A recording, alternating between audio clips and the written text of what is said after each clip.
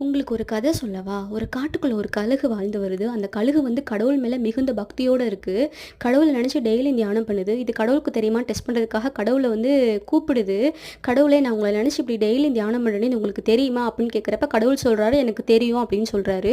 மறைஞ்சு போயிர்றாரு. மறுபடியும் கழுகு கூப்பிடுது. "கடவுளே" அப்படின்னு கூப்பிடுறப்ப கடவுள்கிட்ட சாப்பாடு கேட்குது. "எனக்கு இன்னைக்கான உணவு தர்றீங்களா?" அப்படின்னு கேட்கிறப்ப, "நான் தரேன்னு" சொல்லிட்டு கடவுள் மறைஞ்சிடுறாரு.